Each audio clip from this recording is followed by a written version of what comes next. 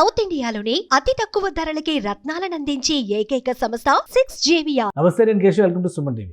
ఆంధ్రప్రదేశ్లో పవర్ జనరేషన్కి సంబంధించి ప్రయత్నాలు ఎంత జరుగుతున్నాయో, పవర్ స్టోరేజ్కి సంబంధించినటువంటి వ్యూహాలు కూడా అంతే వేగంగా ఏపీ సీఎం చంద్రబాబు నాయుడు ముందుకు తీసుకెళ్తున్నారు. అసలు ఈ పవర్ స్టోరేజ్ ఏంటి? గతంలో ఇప్పటికీ కూడా సెల్ ఫోన్ కోసం మనం బ్యాటరీ బ్యాకప్ వాడుతున్నట్టుగానే పవర్ని బ్యాకప్లో ఉంచొచ్చా? దీనిపైన ఏపీలో చేస్తున్నటువంటి ప్రయోగాలు ఏంటి? ఒకసారి తెలుసుకునే ప్రయత్నం చేద్దాం. మనతో పాటు అనలిస్ట్ సుబ్రహ్మణ్యం గారు. సుబ్రహ్మణ్యం గారు నమస్కారం. నమస్కారం సార్. ఈ పవర్ జనరేషను, అలానే సోలార్ పవర్, విండ్ పవర్, ఇలా రకరకాలు వచ్చినాయి. ఇప్పుడు ఫైనల్గా ఏంటంటే బ్యాటరీ స్టోరేజ్డ్ పవర్, దీని మీద కూడా చంద్రబాబు నాయుడు గారు ఎక్కువ మాట్లాడుతున్నారు. రెన్యూవబుల్ ఎనర్జీ సోర్సెస్లో ఇది కూడా ఒక ప్రధానమైన వనరుగా మారబోతోంది అనేది ఆయన చెప్తున్న మాట. ఏంటి ఏపీలో అనుసరిస్తున్న వ్యూహం ఏంటి? నిజంగానే అలాగా పవర్ బ్యాంక్ లాగా ఈ బ్యాటరీ స్టోరేజ్ అనేది సాధ్యం అవుతుందా? అవుతుంది సార్. ఇప్పుడు ఇది ఒక కొత్త సాంకేతికత సార్. ఇప్పుడు మనం చూసినామంటే పవను, తర్వాత సూర్య విద్యుత్తు, పవన విద్యుత్తు, తర్వాత వచ్చేసి పంపుడు విద్యుత్ అని చెప్పేసి 3 రకాలుగా నడుస్తుంది. ఇప్పుడు ఇది ఒక కొత్త టెక్నాలజీ. ఇప్పుడు దాకా వచ్చేసి ఇది మనకి యూఎస్ అక్కడ వాడుతున్నారు, గుజరాత్లో అక్కడక్కడ వాడుతున్నారు సార్. ఓకే. ఇండియాలో అంత ప్రామినెంట్గా లేదు, గుజరాత్లో అక్కడక్కడ వాడుతున్నారు. ఇది సెంట్రల్ గవర్నమెంట్ ప్రాజెక్ట్ ఇది. ఓకే. దీన్ని ఇవ్వడం ద్వారా ఏమవుతుందంటే, ఒకటి కరెంటు కొనే రేటు తగ్గుతుంది, ఇంటరప్షన్ లేకుండా, హెచ్చు తగ్గులు లేకుండా కరెంటు సమానంగా వచ్చేదానికి ఆస్కారం ఉంటుంది. దీంట్లో ఏం చేస్తారంటే సార్, వచ్చినటువంటి విద్యుత్ని ఈ బ్యాటరీలో స్టోర్ చేసి పెడతారు. ఫర్ ఎగ్జాంపుల్ ఏమవుతుందంటే, ఉదయం సాయంకాలం పూట పవర్ యూసేజ్ ఎక్కువ ఉంటుంది సార్, కరెంట్ ఎక్కువగా వాడాలా. ఆ సమయంలో ఏం చేస్తారంటే వీళ్ళు ఒక్కొక్క యూనిట్కి 10 రూపాయలు పెట్టుకుంటున్నారు. ఒకవేళ ఈ పవర్నంతా గాన బ్యాటరీలో స్టోరేజ్ చేస్తే అంటే పీక్ అవర్స్లో అవసరమైనటువంటి విద్యుత్తు వీళ్ళు ఏం చేస్తుంటే కొన్నిసార్లు బయట నుంచి కొనడానికి యూనిట్ 10 రూపాయలు ఖర్చు పెడుతున్నారు. ఇప్పుడు అలా కాకుండా ఈ బ్యాటరీలో స్టోర్ చేసి పెడితే అది 5 రూపాయల 30 పైసలు పర్ యూనిట్కి వచ్చే అవకాశం ఉంది. అది కాకుంటే ఇంటరప్షన్స్ ఉండవు. ఈ మొత్తం ప్రాజెక్టు వాల్యూ వచ్చి 5,200 కోట్లు సార్. 1000 మెగావాట్ల స్టోరేజ్ 2 సైకిల్స్లో చేస్తారు. అంటే 2000 మెగావాట్ల అవర్స్ పవర్ని స్టోర్ చేస్తారు. అది కూడా ఆంధ్రప్రదేశ్లో 4 దగ్గరలో పెడుతున్నారు. ఒకటి వచ్చేసి కుప్పంలో ఆల్రెడీ ప్రయోగాత్మకంగా చంద్రబాబు నాయుడు గారు స్టార్ట్ చేస్తున్నారు దీన్ని. ఇంటి మీద ప్యానల్స్ పెట్టి, మీరు చెప్పినట్టు ఇంటి మీద ప్యానల్స్ పెట్టి దాంట్లో నుంచి వచ్చినటువంటి పవర్ని ఈ బ్యాటరీలో స్టోరేజ్ చేసి పెట్టింది, గ్రిడ్కి పంపించుకుంటా బ్యాటరీలో స్టోరేజ్ చేసేది. నెక్స్ట్ వచ్చేసి ఈ గోదావరి ప్రాజెక్ట్ దగ్గర, గోదావరి దగ్గర ఒక 100 మెగావాట్లు బ్యాటరీ స్టోరేజ్ ప్లాంట్ పెట్టడానికి, ఒకటి వచ్చి కుప్పం, ఇంకోటి వచ్చి జమ్మలమడుగులో వచ్చేసి 700 మెగావాట్ల సౌర విద్యుత్ ప్రాజెక్ట్ ఉందంట. దాన్ని గ్రిడ్కి కనెక్ట్ చేసేదానికి బదులు ఈ బ్యాటరీకి కనెక్ట్ చేసేదానికి ప్రయత్నిస్తున్నారు.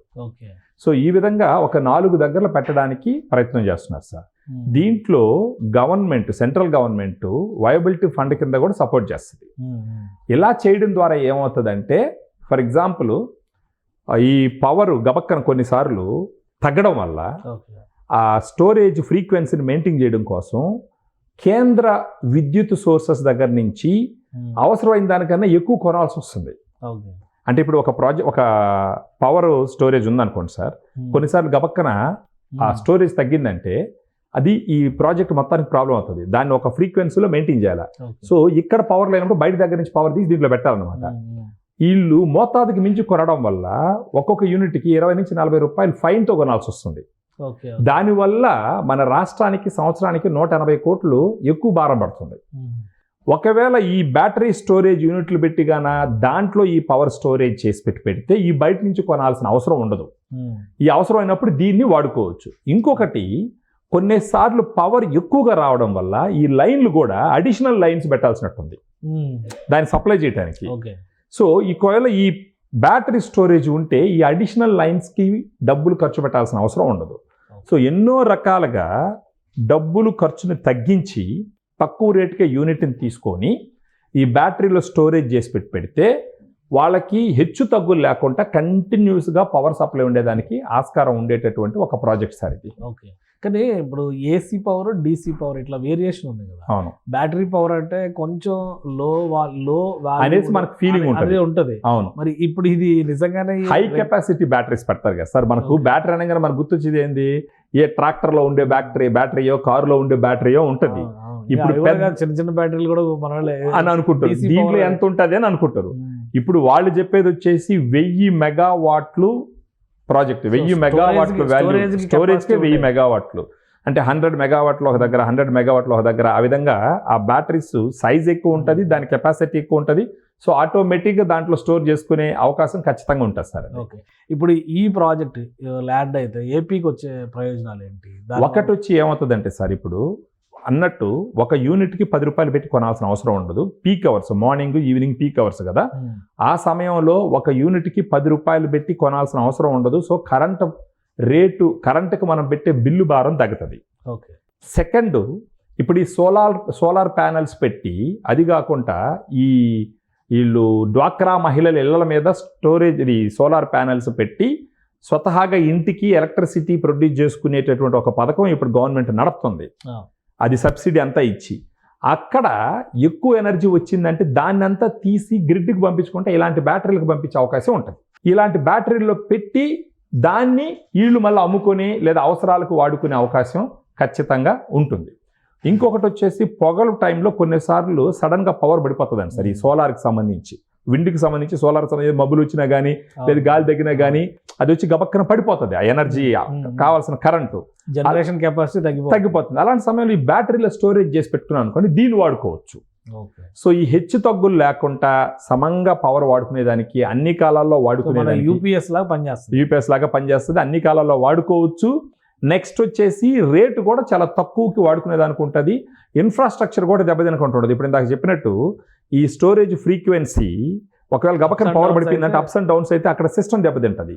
అప్పుడు అందుకనేసి ఆ సిస్టమ్ దెబ్బతినకుండా ఉండే దానికోసం ఎక్కువ డబ్బులు పెట్టి ఫైన్లు గట్టి బయట నుంచి కొంటున్నారు.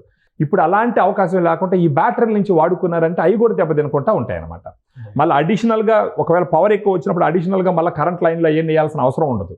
సో ఈ బ్యాటరీల ద్వారా ఎక్కువైతే స్టోర్ చేసుకుంటారు, తక్కువైతే మళ్ళీ వాడుకుంటారు. ఇప్పుడు ఒక రిజర్వాయర్ లాగా వాడుకోవచ్చు. ఇది ఒక ప్రాజెక్ట్ లాగా టేకప్ చేస్తున్నారా, లేదంటే ప్రైవేట్ సెక్టార్ ద్వారా చేస్తున్నారా? ప్రభుత్వమే దీన్ని ఇనిషియేట్ చేసేటువంటి పనిలో ఉందా sir? National hydro power project ఉంది కదా సార్, వాళ్ళ ఆధ్వర్యంలో చేస్తున్నారు sir. National hydro power project వచ్చి గవర్నమెంట్ వాళ్ళు వచ్చేసి పవర్ కొనటానికి వాళ్ళు అగ్రిమెంట్లు చేసుకుంటున్నారు.